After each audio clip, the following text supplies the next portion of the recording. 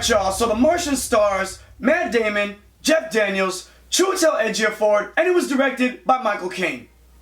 Wait, my bad, I mean Ridley Scott. I hate when I get those two mixed up. But anyways, The Martian is about astronaut Mark Watney being left for dead on Mars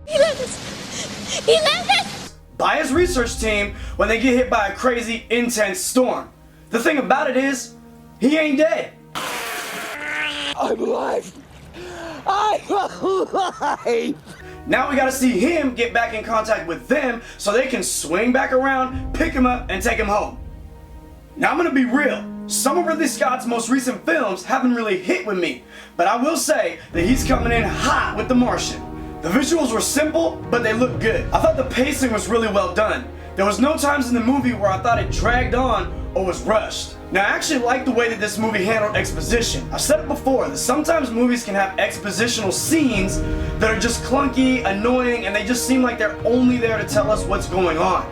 But the way that they did it in this movie I thought was pretty clever, and I thought it was smooth, and it kept me involved in the film. Now, one thing that I did assume when I first heard about this movie and saw the trailer was that it would be similar to a I Am Legend or a Castaway type situation, in that we would actually only have our main character throughout most, if not the entire film, and only have additional characters at the beginning or the end of the movie. But this isn't like that. We do spend the better part of the movie with Damon on Mars, but other characters still have significant screen time while they do their part to help out with the situation. Which is actually what really sold me on this movie in the end. See, I'm gonna break it down like this. I am a big Matt Damon fan, and if it was just him on the screen for 2 hours like Will or Hanks, I could still get down. But I thought showing what was going on here on Earth with the crew and with this Martian ultimately gave multiple layers to an already intriguing story. And I'm gonna give props to all the acting in this movie, because if that acting wasn't on point, then the multiple layers that I just mentioned